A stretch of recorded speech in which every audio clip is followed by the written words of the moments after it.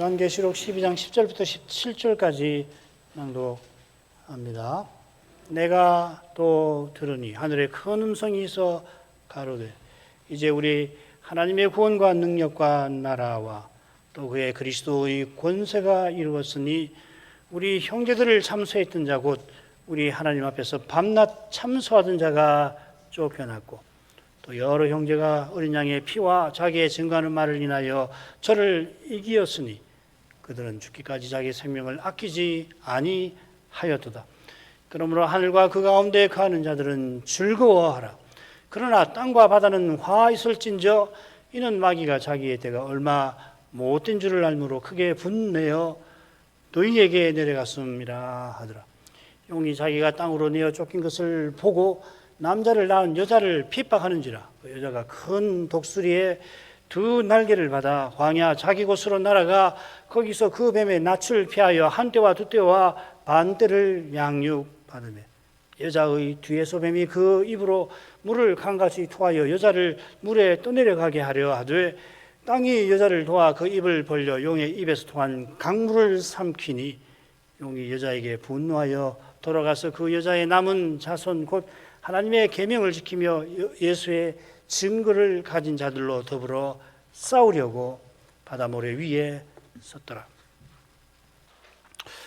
여자가 낳은 아이가 하나님 앞에 이끌려 올라가자 큰 용이 하늘에서 땅으로 내어 쫓겨납니다.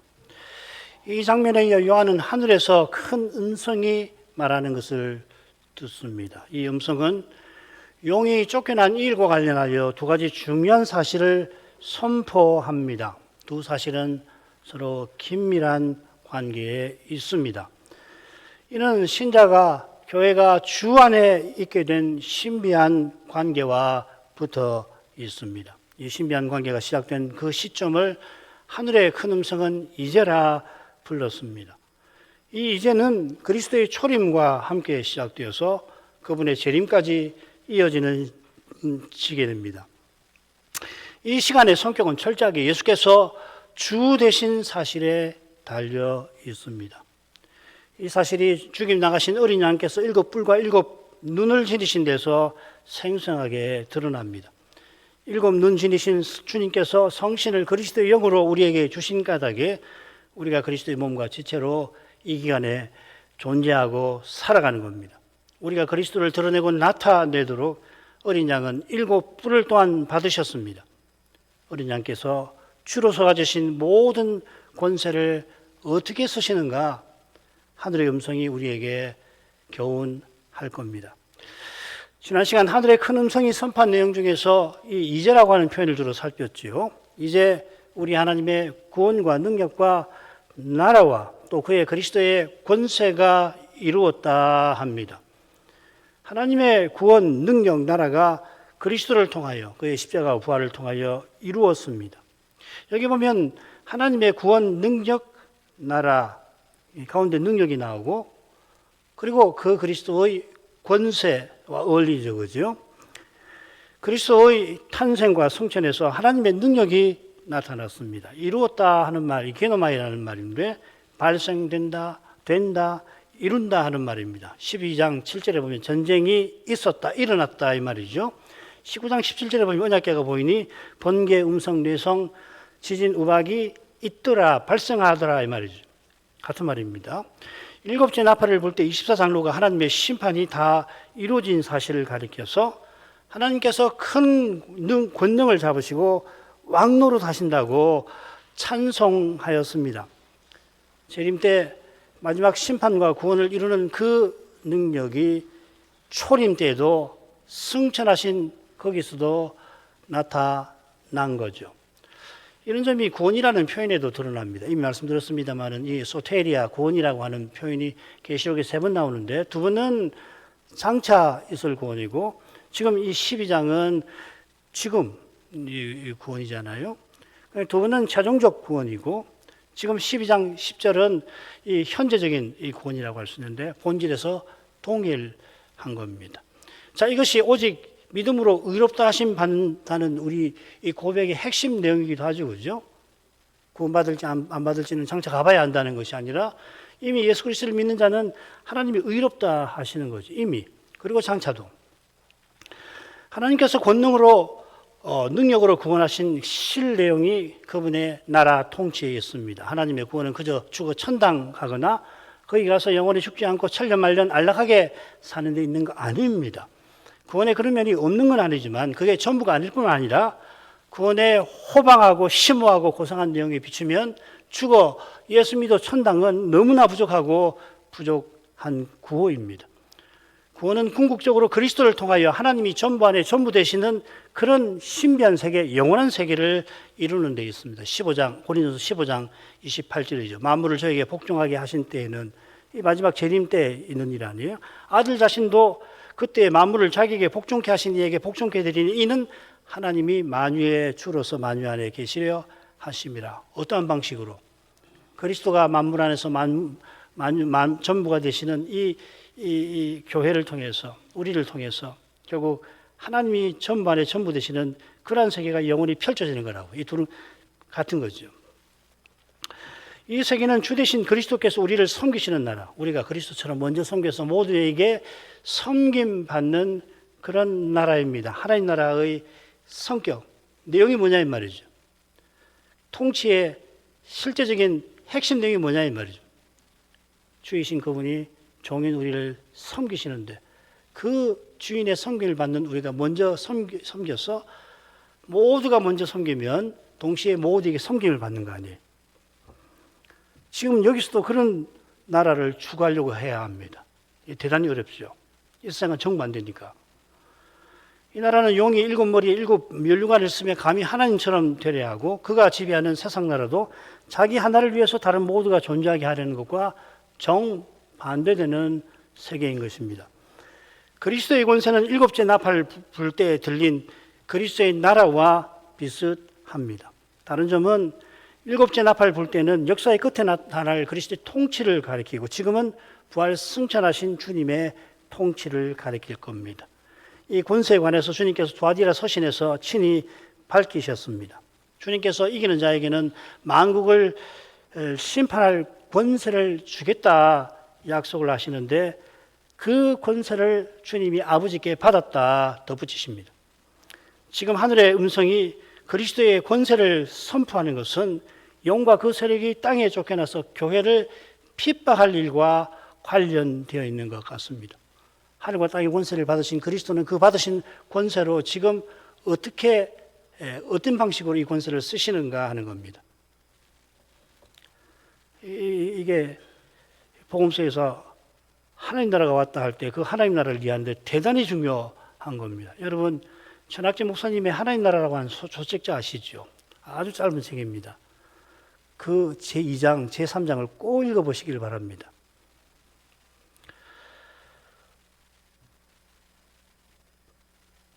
심지어 그의 핍박이 주님께서 용의 핍박을 방치하지 아니하십니다. 우리 지난번 일제 강점기 때 목사님들 신자들이 신사삼배 거부해 가지고서 재판 받을 때 그들이 어떤 신앙을 갖고 있는가를 제가 인용해 드리지 않았습니까? 세대주의의 약점은 거기 있는 거라고요. 지금 다시 오실 때까지는 이 세상이 마귀가 이 세상 국가도 지배하고 그래서 악을 양산하는 그런 시대. 주님께서는 그냥 하늘에 계시는 것처럼 이야기하는데 아닙니다. 모든 권세를 지금도 발휘하시는데 어떤 방식으로 발휘하시는가? 그리스도의 이김은 지금 여기서 어떻게 나타나는가?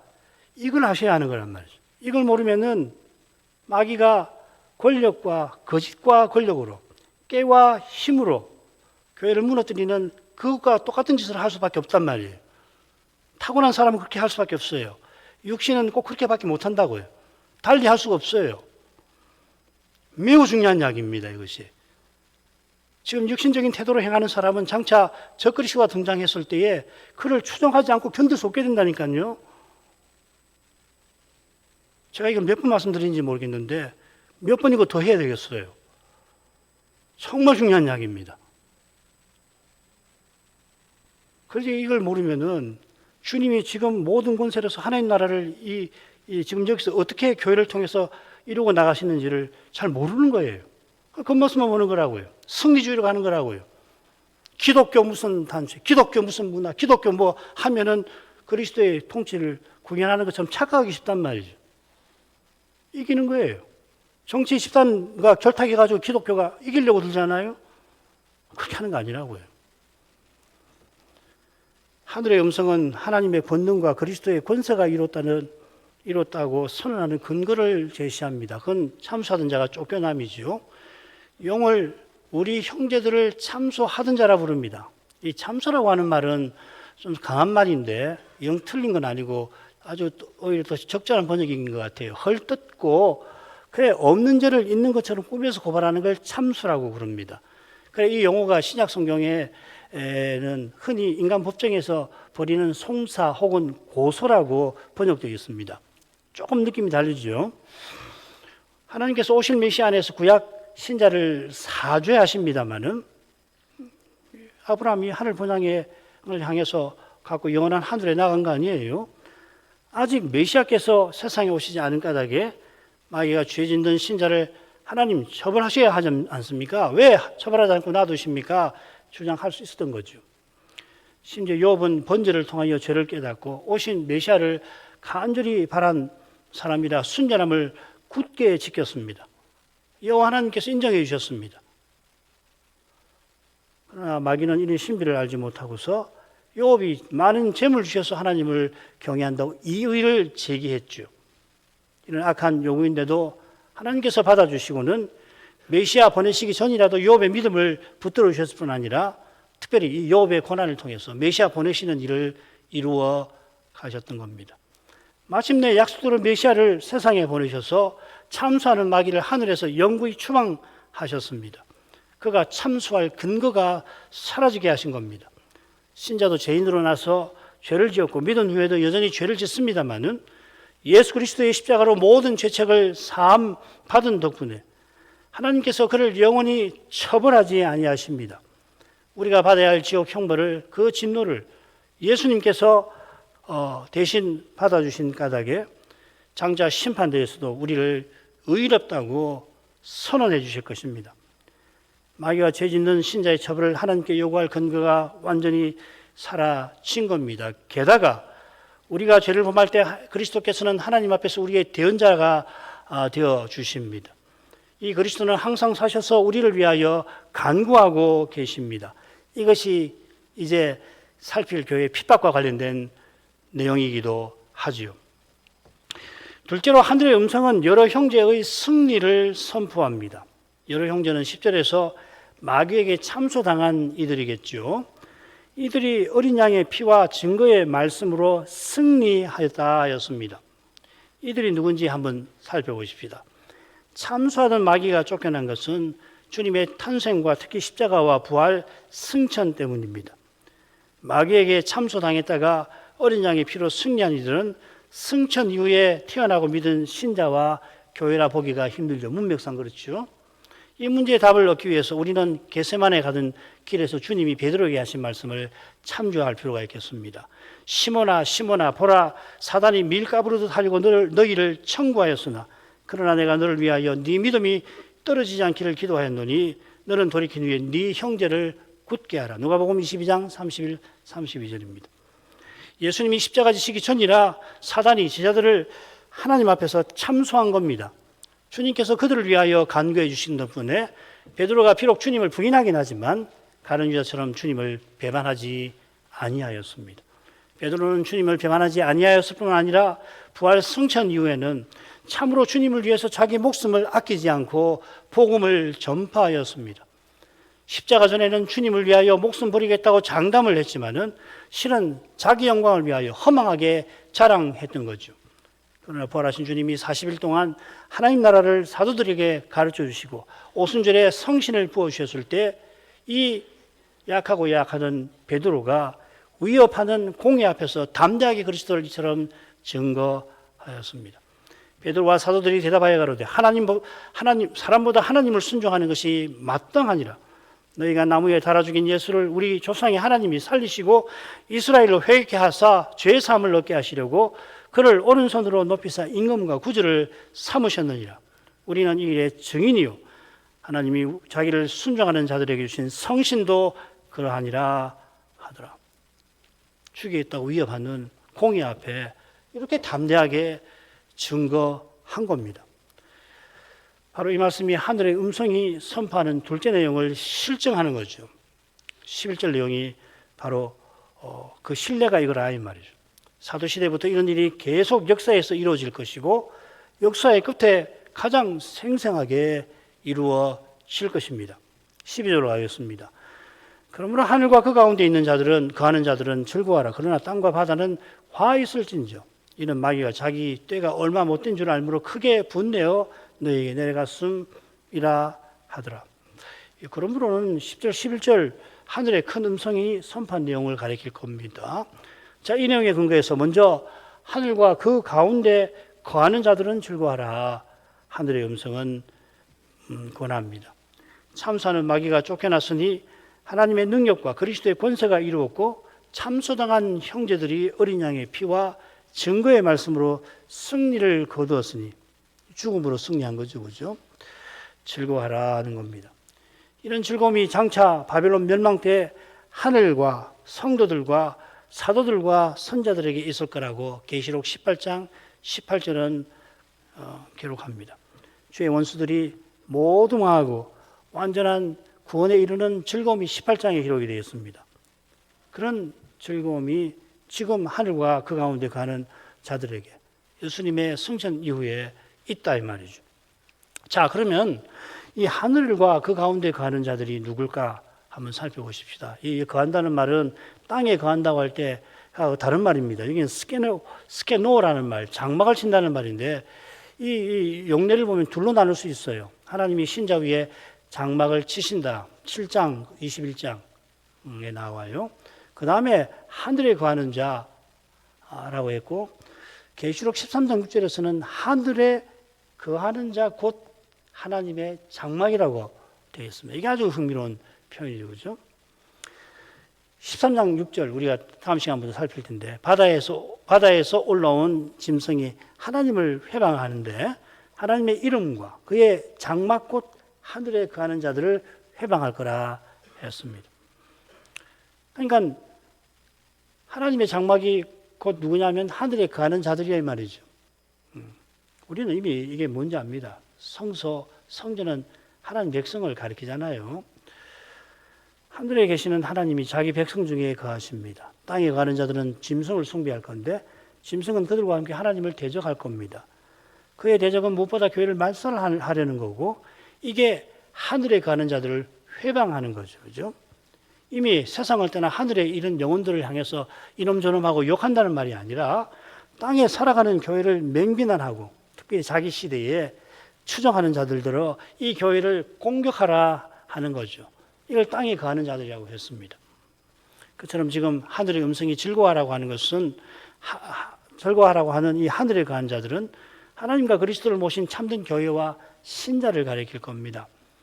마지막 교회가 짐승의 미혹과 핍박을 이기고 나면 예수님께서 재림하셔서 하나님과 그리스도께서 친히 우리에게 성전 되어 주신다 그랬죠.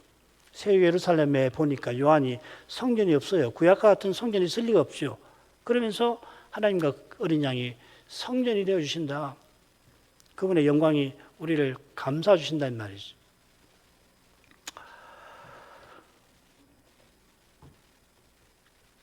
이것이 하나님께서 장막 치신다 하는 뜻이기도 합니다. 성전을 되어주신다는 말이에요. 하늘에 가는 자들로 즐거워하라는 것은 마귀가 다시는 교회를 핍박하지 못해서가 아니라 전에 참사당하던 형제들이 핍박의 현실에서 죽기까지 어린 양의 피를 의지하고서 증거의 사명을 이루게 하신 데 있는 겁니다. 어떤 처지, 어떤 현실이든지 그 현실 처지에서 그리스도를 드러내고 나타내는 거기에 참된 기쁨, 영원한 즐거움이 약속되어 있고 주님은 틀림없이 허락하시는 겁니다. 그러나 땅과 바다는 화 있을 것이라고 하늘의 음성은 경고합니다. 이 화 있을진저가 5째, 6째, 7째 나팔 불 때 땅에서 이루어졌죠. 땅에 거하는 자들에게 화가 임하지 않습니까? 땅과 바다가 하늘과 대비되어 화가 임할 것으로 표시되었습니다. 이 주제는 제가 다음 주일 오전에 조금 더 설명을 해드리겠습니다. 이미 설명을 해드린 바 있는데 더 더 하겠습니다. 13장 할 때 곧 13장 하기 직전에 제가 이 설명을 좀 할 겁니다. 바다에서 올라온 짐승이 다른 짐승과 함께 땅에 거하는 자들을 미혹하고 망하게 하죠. 그죠? 그것과 관계가 있는 겁니다. 자, 이것이 12절 후반절이 결국 가리키는 내용입니다. 이는 마귀가 자기의 때가 얼마 못된 줄 알므로 크게 분내어 너희에게 내려갔습니다. 하늘의 음성은 하늘에 거하는 자들을 우리 형제라고 불렀는데 지금 너희는 마귀가 분내어 교회를 핍박하는 거기에 가담하는 자들이고 장차는 적그리스도를 추종할 자들, 땅에 거하는 자들이죠. 요한계시록의 전문적 표현이죠. 그죠? 이는 역설적으로 주께서 내가 속히 오리라 하신 약속을 가리키는 것이기도 하겠습니다. 아울러서 여기 이 시간이 얼마 못 돼요. 잠시라는 말이거든요. 이건 결박에서 놓이는 시간을 암시하는 것도 같아요. 뒤에 나오는 통계는 뭐 그겁니다. 이 얼마 못 된다고 번역한 말 올리고 쓰거든요. 여기 이제 과도 정치할 때도 여기 올리라는 말을 씁니다. 이 두 가지로 번역이 되어 있습니다. 두 가지 종류로. 하나는 몇 가지 일, 몇 사람 할 때 몇몇이라는 말이 있고요. 그 다음에 시간에 쓰이는데 잠시 할 때 쓰입니다. 이 두 가지 용도로 계시록에 나옵니다. 달리 표현하면 적그리스도의 시대가 역사에 유례 없을 강력한 미혹과 무서운 핍박의 시대임을 가리키는 겁니다. 하나님께서 그때를 감하지 아니하시면 모든 인생이 구원받지 못하고 교회가 완전히 사라질 만한 그런 시대죠. 이런 시대가 언제 들이닥칠지 모른다고 강단들은 반드시 경고해야 하는 것입니다. 그 다음으로 가죠. 먼저 이 줄거리를 보십시다. 13절 용이 땅에 내어 쫓긴 것을 보고 여자를 핍박한다는 거고 14절은 제가 말씀드렸죠. 여자가 광야로 가서 양육받는다는 이야기고 그 다음에 15절부터 16절은 용이 어떻게 핍박하는가 하는 특별히 강물을 뒤에 토해내가지고 삼키려고 한다는 것입니다. 자, 줄거리는 뭐 복잡하지 않지요. 13절 가죠. 용이 자기가 땅으로 내어 쫓긴 것을 보고 남자를 낳은 여자를 핍박하는지라. 여기 주목할 용어가 본다는 겁니다. 용이 자기가 땅에 쫓겨난 것을 보고 핍박한다고 되어 있습니다. 쫓겨나서 핍박한다고 표현할 수 있잖아요. 보고라는 말을 쓴다고요. 계시록에 본다는 말, 이 블레포라는 말이 60 몇 번 나오는데 대부분 하나님과 그리스도께서 요한에게 이상을 보이셔서 요한이 보았다, 내가 보았다는 말이 45번인가 나오고 네가 보는 것을 할 때 이 본다는 말이 또 뭐 한 7번인가 저는 모르겠습니다. 보라 하는 말도 몇 번 나오는데 유일하게 요한 외에 본다는 말이 여기 쓰였어요. 그러니까 이건 그냥 지나치지 않아야 되겠죠. 왜 본다고 했을까? 왜 그렇게 표현했을까? 그겁니다. 용이 이 땅으로 쫓겨난 사실을 결박되어 무저경에 감금된 상태를 통해서 보게 되었을 거로 저는 짐작합니다. 땅으로 쫓겨난다는 것은 참소 못하는 상태지요. 참소보다 마귀에게 강력한 무기가 전에는 없었습니다. 이 무기가 사라진 것을 알고는 마귀는 자기가 쓸 수 있는 모든 수단을 동원해서 자기가 가장 욕망하는 일을 무모하게 감행한다 하는 의미가 이 말씀 읽을 때 떠올랐어요. 로마서를 보면 죄가 죄로 드러난다. 죄로 심히 죄되게 한다는 말씀이 그 7장 한가운데 7장이 세 부분으로 나누잖아요. 7장 1절부터 6절까지고 7장 7절부터 또 13절 그리고 7장 14절부터 마지막 이 셋으로 나눌 수 있는데 중간 부분에 그 이야기가 나와요. 그런즉 선한 것이 내게 사망이 되었느냐 그럴 수 없느니라. 오직 죄가 죄로 드러나기 위하여 선한 그것으로 말미암아 나를 죽게 만들었으니 이는 계명으로 말미암아 죄로 심히 죄되게 하려 함이라. 죄가 얼마나 악한 것인가를 알려면은 이 죄가 계명을 이용해서 더욱 죄 짓게 하는 거기서 알 수 있다는 이야기죠. 그죠? 아시겠습니까? 요즘은 너무나 너저분한 세상이 돼가지고 그냥 뭐 눈만 뜨면 이 죄의 추악한 모습을 어디서든지 볼 수 있고 안 보기가 어려울 정도로 산에 가면 혹시 안 볼 수 있을런지 모르죠. 그래서 별의별 이 자리에서 인용하고 싶지 않은 온갖 추악한 현실이 있습니다만은 제가 저렇게 악한가? 사람이 저렇게 악할 수 있나? 어떻게 하면 저런 영화를 만들고 어떻게 저런 가사를 만들고 뭐 그런 거 말이죠. 근데 제가 가장 제일 되는 게 어디냐? 배교라고 하는 겁니다. 배교. 무서운 거예요. 제가 얼마나 강력하냐면 하나님의 말씀을 이용해서 더 죄짓게 하는 거잖아요. 탐심이라고 하는 계명을 통해서 바울 안에 온갖 탐심이 일어나게 해요. 그건 뭡니까?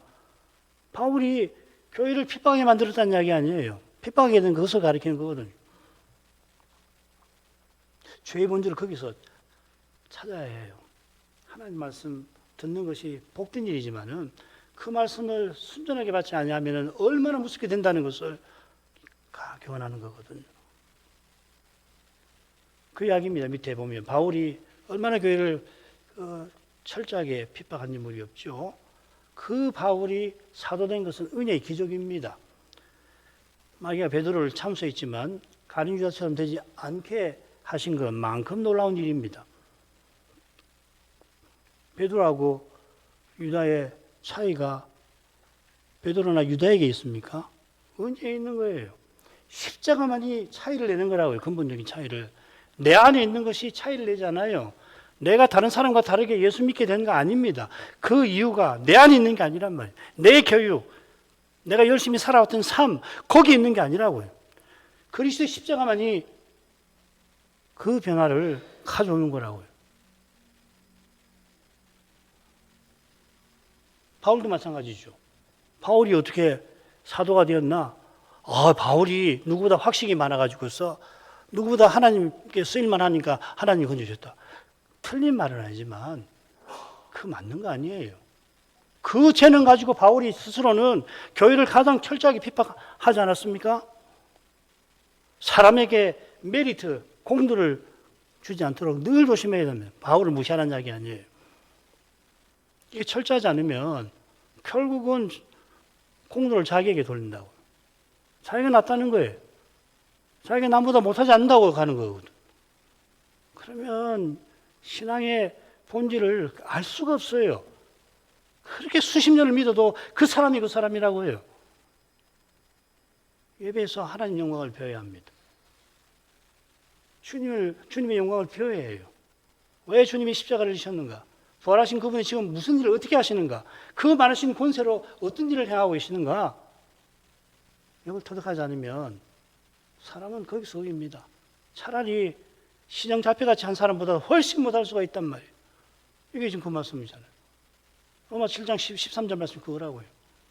죄가 심히 죄되게 하려 함이라.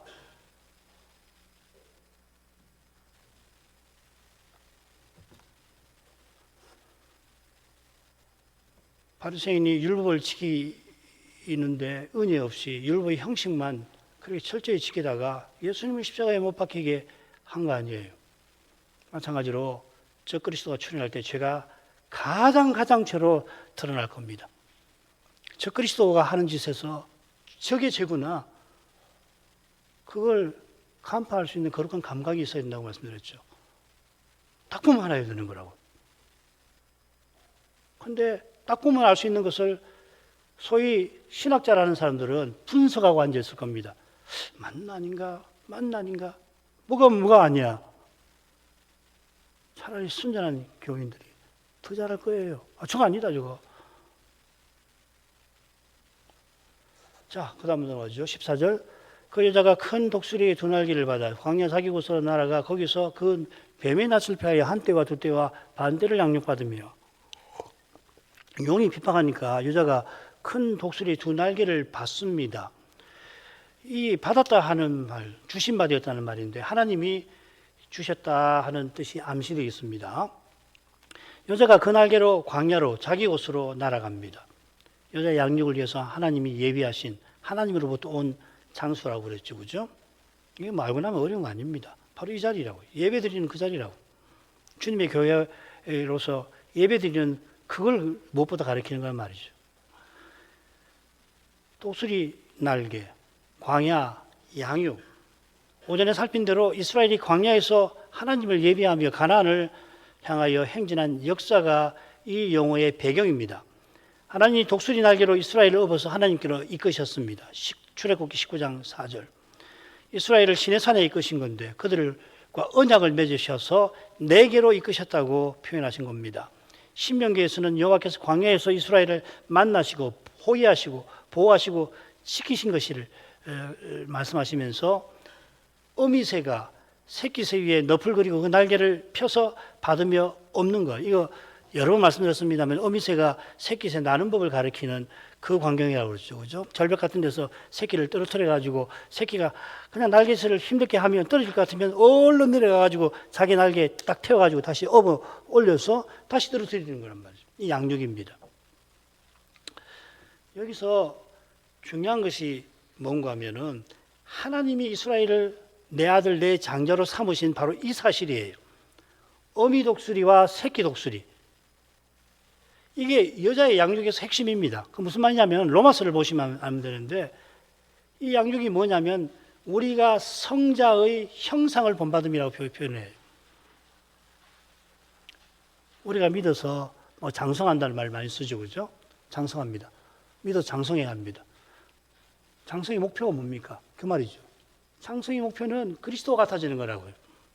로마서 8장 29절에서는 그 아들의 형상을 본받게 하려고 예정하셨다 그렇게 말씀하셨습니다.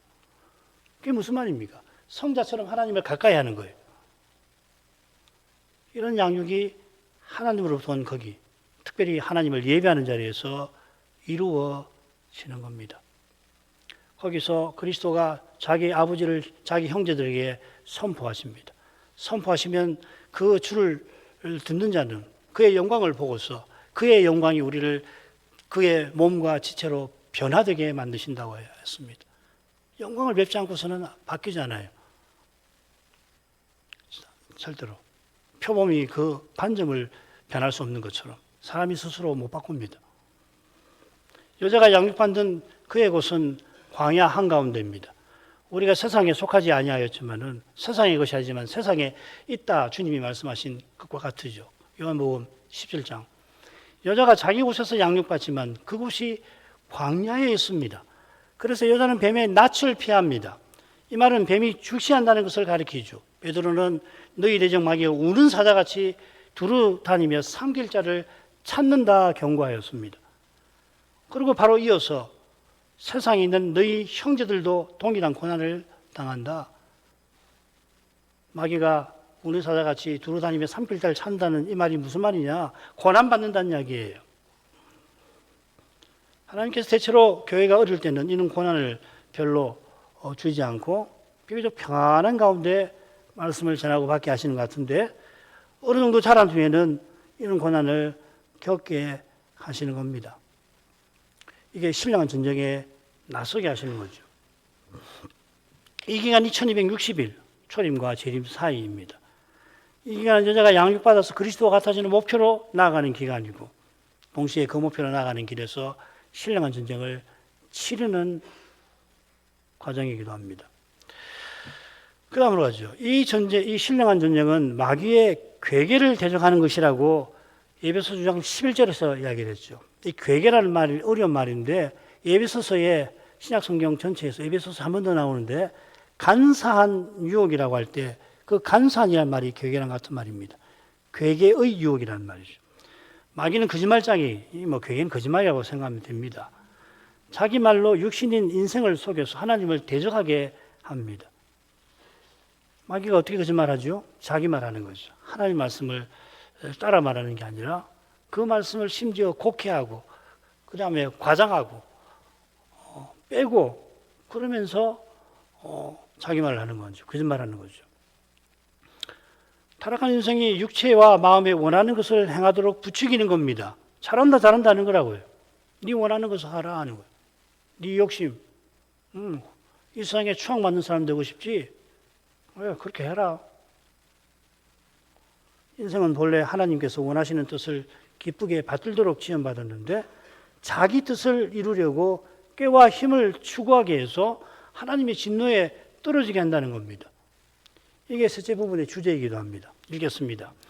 15, 16절 여자의 뒤에서 뱀이 그 입으로 물을 강같이 토하여 여자를 물에 떠내려가게 하려 하되 땅이 여자를 도와 그 입을 벌려 용의 입에서 토한 강물을 삼키니 여자가 양육받는데 뒤에서 강물을 토합니다. 여자가 뱀의 낯을 피하니까 여자의 앞에서는 좀 힘들겠죠? 그 뒤에서 그렇게 하는 겁니다. 뒤에서 한다는 이것이 괴계예요. 정당한 일은 떳떳하게 하는 거라고요. 그러잖아요. 정당하지 않은 일을 할 때는 뒤에서 한단 말이에요. 그게 괴계죠. 이게 속이는 거 아니에요? 여자의 앞에서 입을 벌려 토하면 여자가 피하기 쉬울 테니 뒤에서 하는 거겠죠. 강물은 거짓 교훈을 가리킬 겁니다. 이 부분 다음 시간 좀 더 설명할게요. 히브리서 2장 1절에 보면은 백의 위험을 흘러 떠내려가는 것이라고 표현했죠. 혹 흘러 떠내려갈까 염려하라. 여기 누가 흘러 떠내려가냐면은 말씀 들은 너라 이 말이죠. 들은 말씀이 떠내려가는 거 아닙니다. 들은 모든 것을 더욱 간절히 삼가라.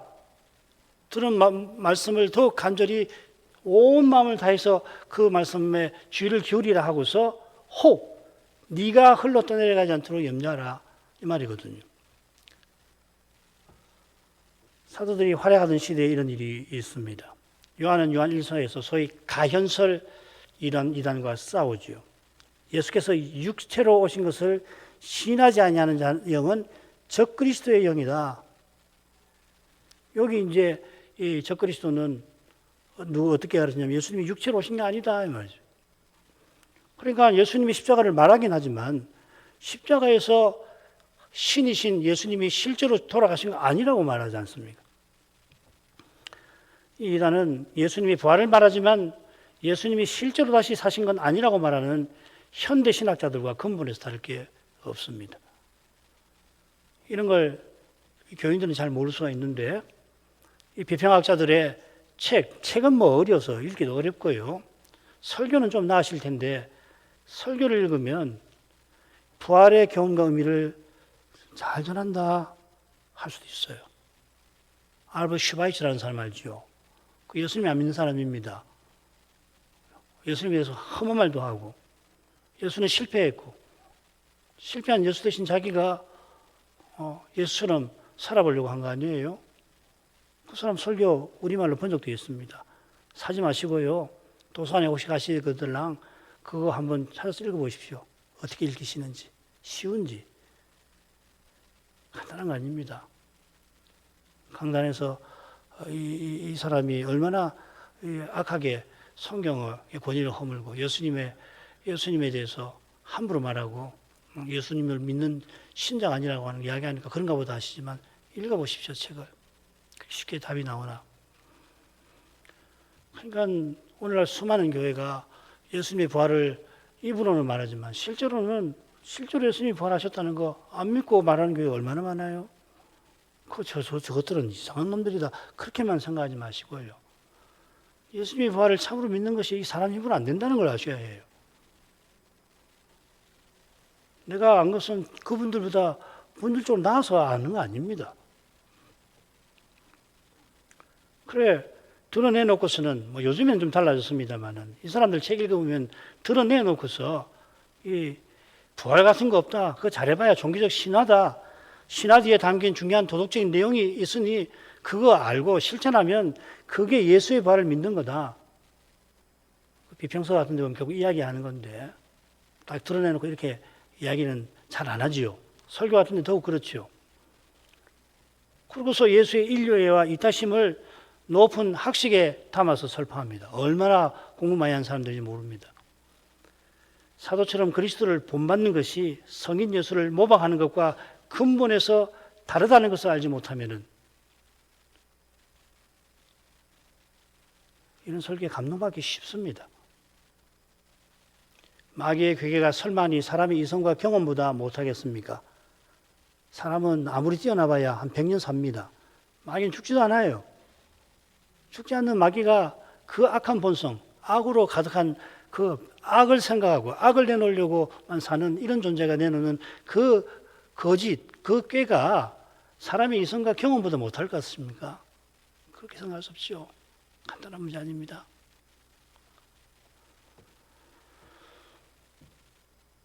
더욱이 죄는 마귀의 꾀가 그런데요. 마귀보다 훨씬 힘 있는 게 죄거든요.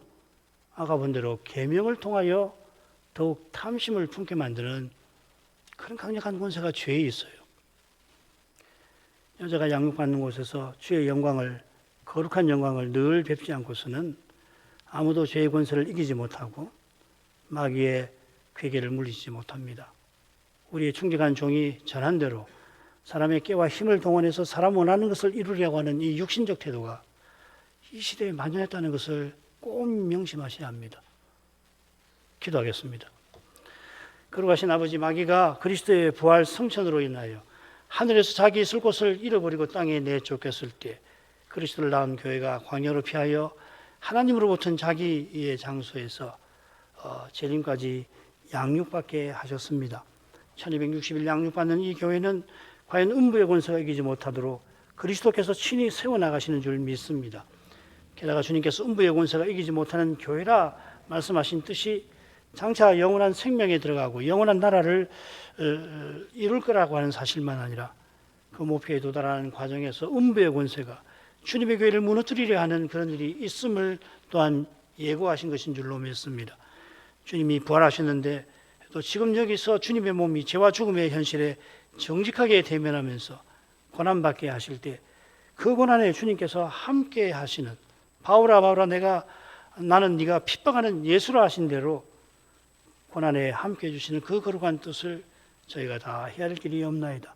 다는 헤아릴 수가 없지만은 그러나 오직 그리스도를 전부로 삼는 이 믿음의 길이 이 온 세상이 향하는 길과 전혀 다른 것이라 사람의 깨와 힘을 써서 사람의 욕심을 이루려는 이 세상에서 그리스도를 드러내고 나타내는 이것이 당연히 미움받지 않을 수가 없겠나이다.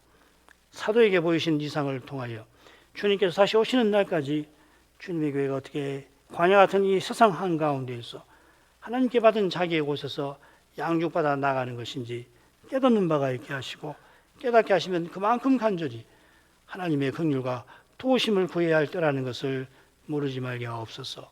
예수님 이름으로 기도합니다. 아멘.